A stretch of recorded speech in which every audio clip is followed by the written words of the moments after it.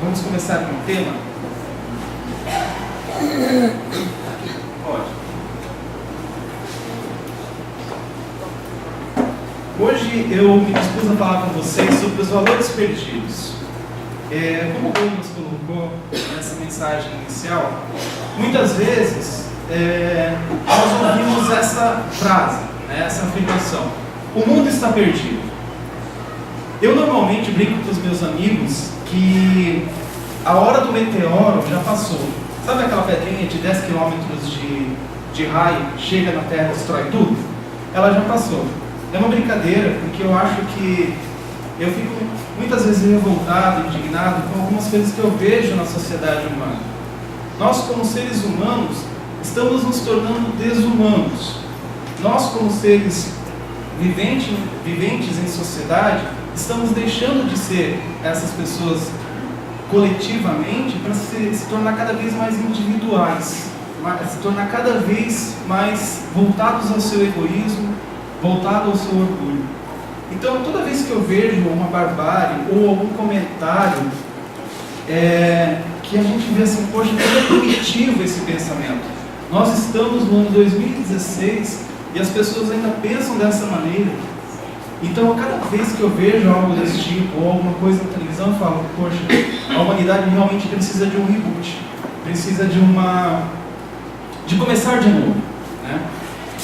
Mas, é claro que eu falo isso brincando, tá, gente? Não é verdade que eu não desejo isso para a humanidade, não. Mas o mundo não está perdido. Como a gente viu na mensagem, o mundo ele está no mais perfeito equilíbrio, na mais perfeita harmonia, né? O Sol, ele providencia a vida para a Terra, com seus raios de luz, ele providencia a vida nesse planeta. Todas as leis do Criador, elas estão em constante harmonia, elas não são quebradas, são leis eternas, divinas, imutáveis. Então nós é que perdemos o mundo. Muitas vezes, nós é que temos esse olhar de que o mundo está acabando, que o mundo está falindo. Mas isso é uma visão nossa. Talvez seja, eu estava analisando quando eu estava pesquisando nos livros sobre esse assunto. Vocês já pararam para pensar que nós estamos chegando à incrível marca de 8 bilhões de seres encarnados? Nós nunca tivemos tantos encarnados, tantos seres viventes juntos no planeta. É claro, isso foi proporcionado pela nossa tecnologia, pelo nosso avanço. Nós conseguimos produzir muito alimento sem gastar muita energia, ou sem gastar energia humana. Nós usamos os recursos da natureza para produzir mais e mais alimento, que, é claro, favorece que o ser humano possa progredir, possa procriar e possa encher a terra. Eu estive presente numa palestra do Davi Naum, aqui na Casa Espírita, e eu nunca tinha visto por esse ângulo. Aí ele comenta que perguntaram aos espíritos: nossa, são 8 bilhões, quase 8 bilhões de seres encarnados. O mundo suporta isso? Os espíritos responderam que as torneiras da reencarnação foram abertas. Nós sabemos que o planeta está passando por uma fase de transição. Então isso significa, essa oportunidade está sendo dada a todos. São 8 bilhões de pessoas reencarnadas e isso vai aumentar. Porque nós, como nós sabemos, nós como espíritas sabemos, nós estamos num planeta que está se transformando moralmente, intelectualmente, tecnologicamente. Então, essa oportunidade para viver esse momento, para mostrar o que vocês sabem, o que nós sabemos, o que esses espíritos podem fazer, se eles podem ser bons ou ficar em neutralidade, esse é o momento, essa é a oportunidade. Muitas vezes quando nós levantamos esse questionamento, nossa, 8 bilhões, é claro que a gente pensa em catástrofes, nossa, os recursos do planeta não vão aguentar, o planeta não vai aguentar. Por falar nisso, está até passando um filme nos cinemas chamado Inferno, que ele é baseado num livro de Dan Brown, mesmo autor de Código da Vinci. É bem interessante, não é nada a respeito do espiritismo, Mas ele é um autor muito interessante, que ele faz com que a humanidade ela perceba as obras de arte de uma maneira diferente. Então eu gosto desse autor justamente por causa disso, só que é ficção, não vão lá achando que é verdade, tá? Mas é bem interessante, ele fala sobre esse assunto, fala sobre esse excesso de pessoas no planeta. Mas voltando ao Espiritismo, e a gente tendo em vista esses 8 bilhões de pessoas na Terra, vem uma passagem de Jesus na minha mente. Respondeu Jesus: não são 12 as horas do dia? Se alguém caminha durante o dia, não tropeça, porque vê a luz deste mundo. Mas se alguém caminha à noite, tropeça, porque a luz não está nele. Essas palavras a gente vai encontrar em João, no capítulo 11, versículo 9 ou 10. O que ele está querendo dizer com isso? O que Jesus está querendo dizer com isso? Hamed faz uma pequena análise desse trecho. Ele fala o seguinte: as 12 horas do dia representam um período em que o sol permanece visível. No entanto, o Mestre não nos convida apenas a andar durante o dia claro, para que não tropecemos, mas nos recomenda, antes de tudo, fazer o sol interior quando diz: tropeça, porque a luz não está nele. Então o que Hamed está querendo dizer? Que nós como sociedade, como espíritos, enquanto estamos na vigília, enquanto estamos na casa espírita, num evento beneficente, estamos sobre a luz desse mundo. É muito fácil andar, é muito fácil nos manter equilibrados, é muito fácil lidar com os nossos sentimentos nesse momento. Mas quando nós estamos na escuridão, quando nós estamos à noite com nós mesmos, dentro do nosso íntimo, dentro dos nossos sentimentos, nós tropeçamos. No nosso dia a dia nós caímos. Por quê? Porque a luz não está dentro de nós. Nós dependemos dessa luz do mundo. E Jesus, nessa afirmação, nessa explanação sobre uma coisa simples, ele nos fala: acendei a luz dentro de você. Coloque esse sol que existe em você para brilhar, para que você não tropece à noite, para que você consiga iluminar o seu caminho. É isso que Jesus está querendo colocar para a gente. Quando a gente acende a luz interior, quando a gente acende esse sol dentro de nós, nós confiamos no Criador, nós confiamos em Deus.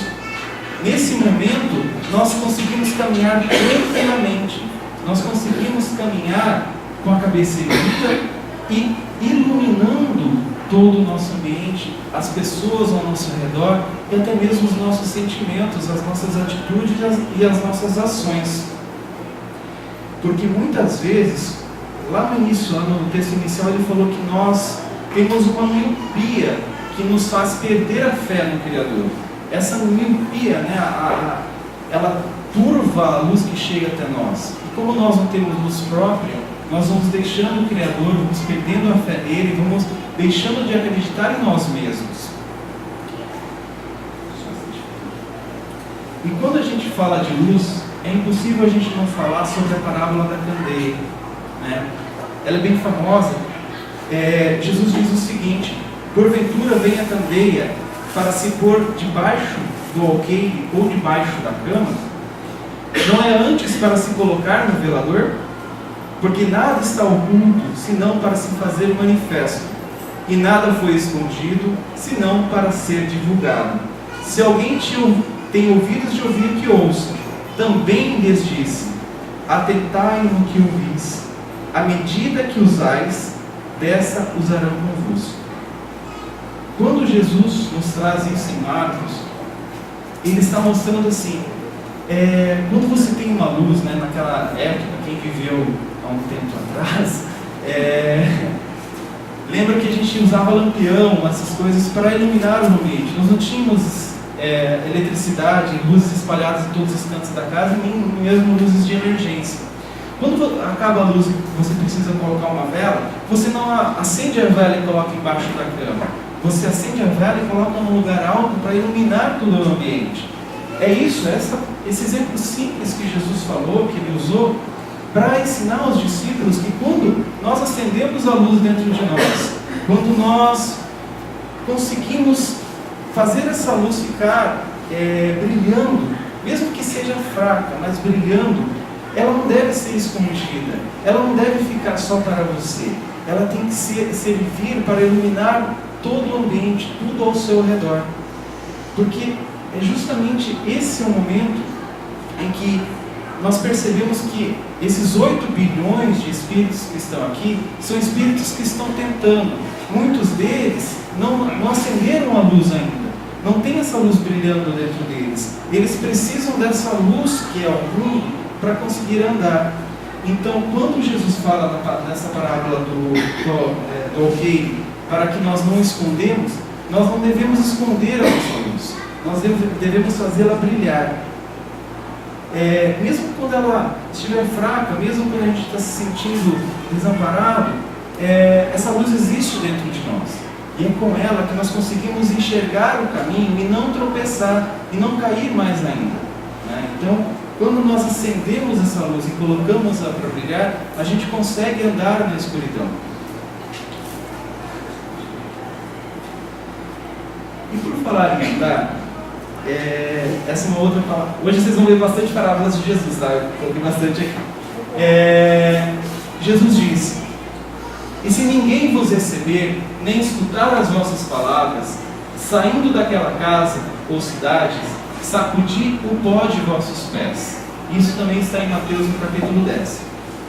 Quando eu disse que nós temos essa luz dentro de nós, que ela deve brilhar, iluminar todo o ambiente, nós fazemos assim, ela não vai iluminar por si só. Nós precisamos, essa iluminar significa atuar, trabalhar, servir, né? Servir de exemplo, servir na atitude, na ação. E mesmo quando nós tentamos servir, às vezes, muitas vezes, nós não somos compreendidos, a pessoa não está receptiva e nós não recebemos uma abertura para isso. Muitas vezes as pessoas nos tratam mal, e até mesmo Jesus, né? Se ninguém vos receber em suas casas, sacudi o pó de vossos pés e ande. É isso que ele está querendo dizer. Mesmo que nós acendemos a nossa luz e queremos e tentemos auxiliar os outros com a intenção de caridade, com a intenção do amor, caridade todo espírita sabe, né? Aquelas 3 pilares: benevolência, indulgência e perdão.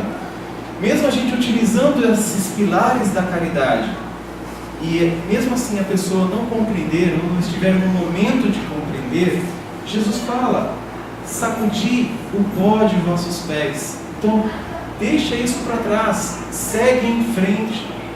Os discípulos de Jesus, eles fizeram isso, só que de uma maneira mecânica.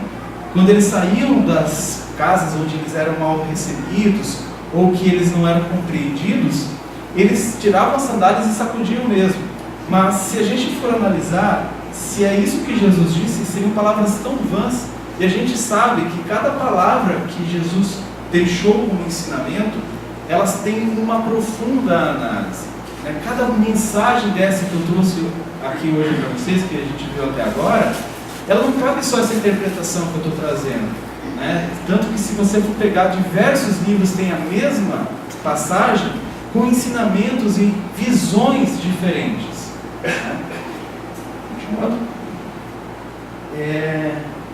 Quando a gente sacode, esse ato de sacudir o pó e deixar para lá, significa que nós não vamos alimentar um fermento doentio dentro da gente.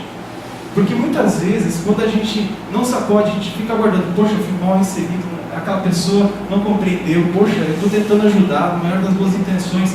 E a gente começa a alimentar esse fermento dentro de nós, e ele começa a crescer, crescer, crescer e se transformar.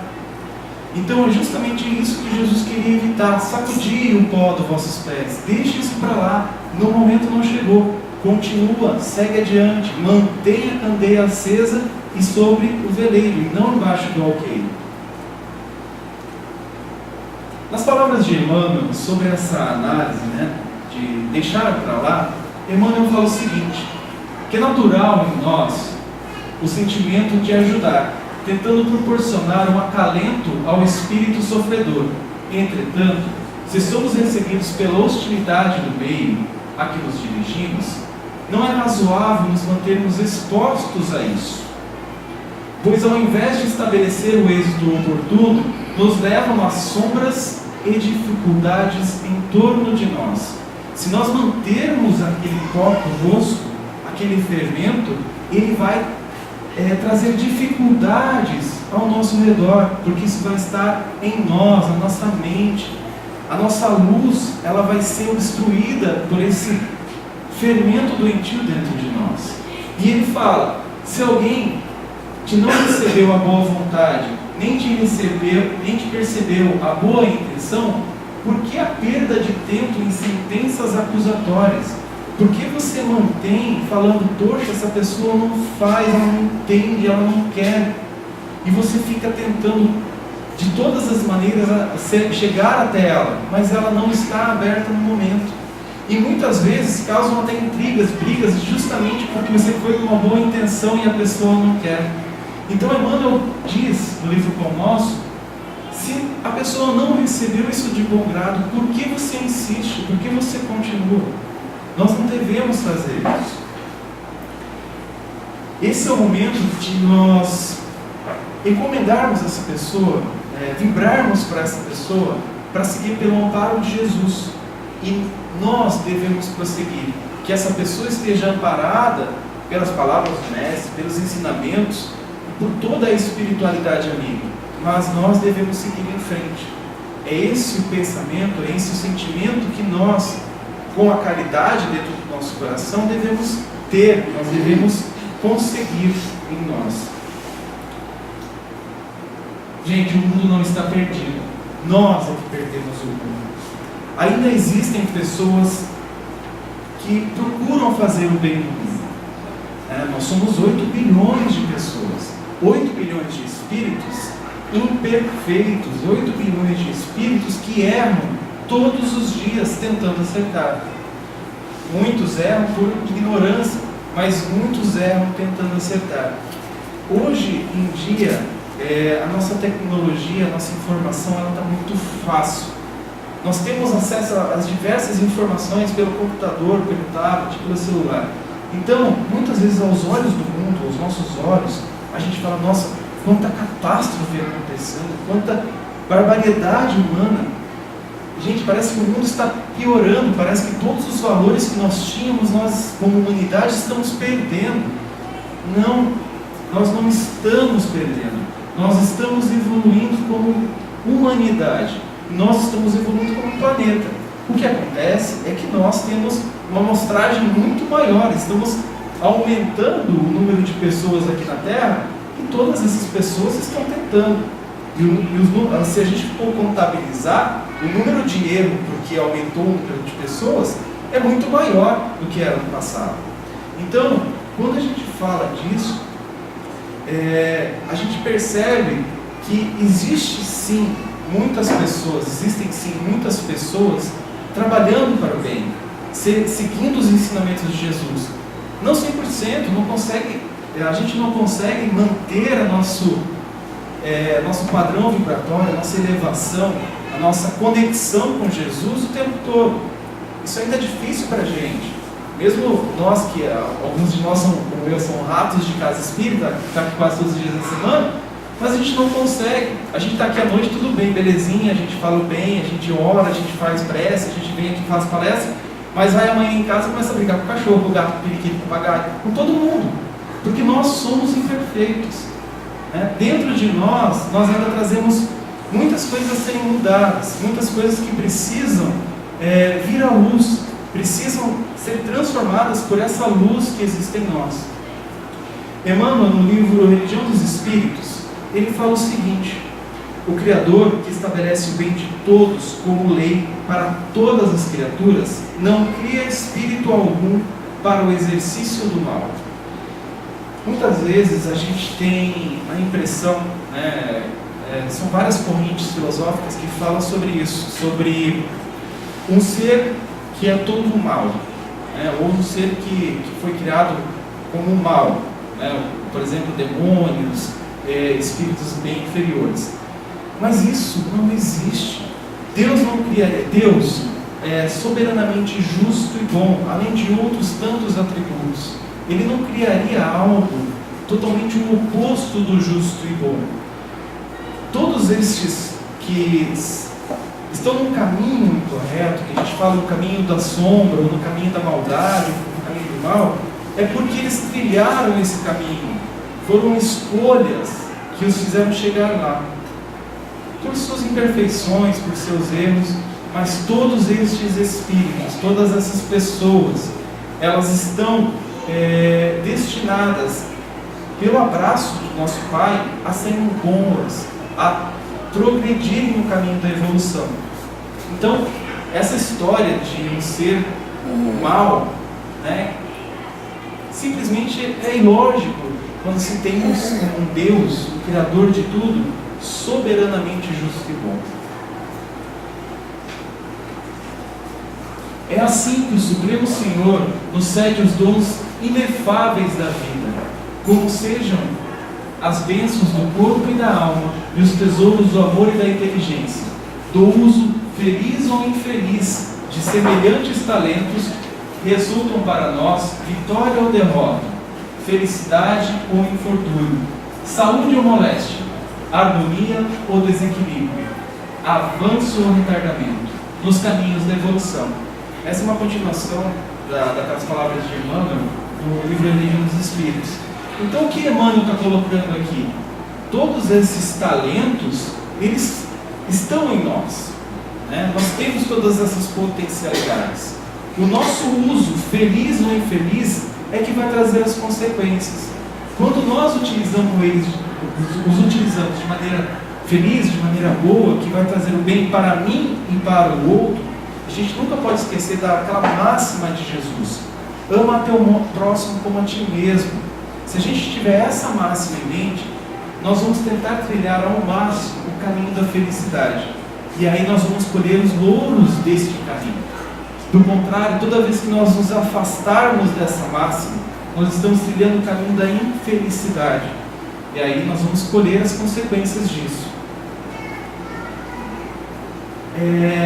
Por falar nisso, no livro O Modo de Entender de Hamed, ele traz o seguinte: transfere a observação para o teu campo de experiência diária e não ouvides que as situações externas serão retratadas em teu plano interior, segundo o material de reflexão que acolhes na consciência. Então, o que Hamed está querendo dizer com isso? Transfere, coloca no teu campo de observação. Sabe aquela, quando a gente fala orar e vigiar, quando a gente está vigiando alguma coisa, coloca na sua vigília toda o seu dia. E aí a gente vai perceber que toda a nossa análise desse dia vai ser baseada em tudo que nós temos na consciência, tudo aquilo que nós acolhemos na consciência. Como assim, Juliano? Para os esquimós, o paraíso, o céu, o triunfo depois da morte, para eles o céu é sustentado por focas, é um céu de gelo sustentado por focas. Essa é a visão de um esquimó.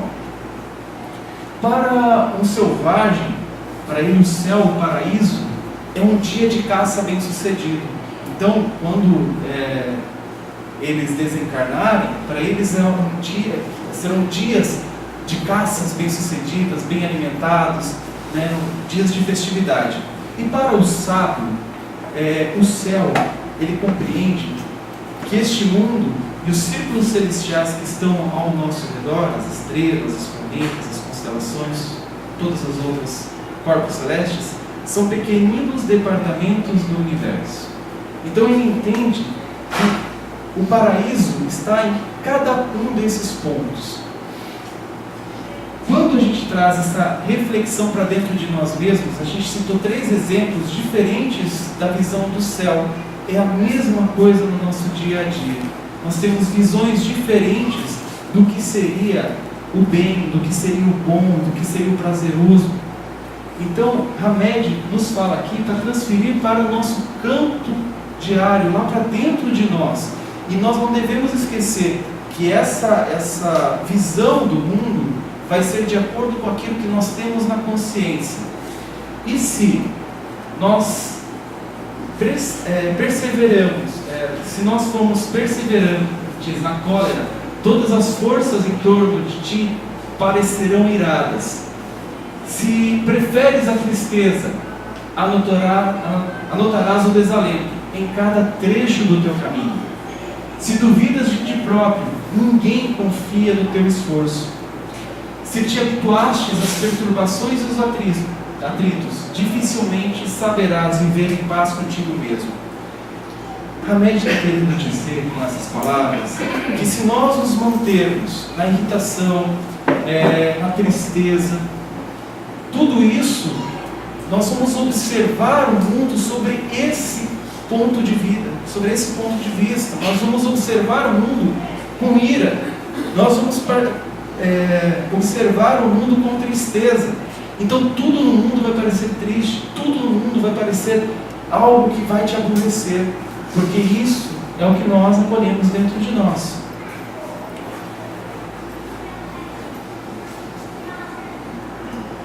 Lembrando de outra passagem de Jesus, em Lucas capítulo 6, porque com a mesma medida com que medires, também vos medirão.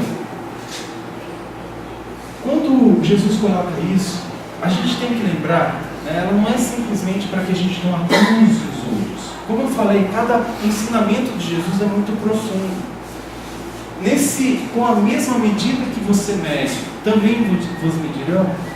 Me faz pensar que, da mesma maneira que eu vejo o mundo, da mesma maneira que eu olho as pessoas do mundo, mesmo sem julgar, as pessoas, a natureza, todo o universo vai me olhar.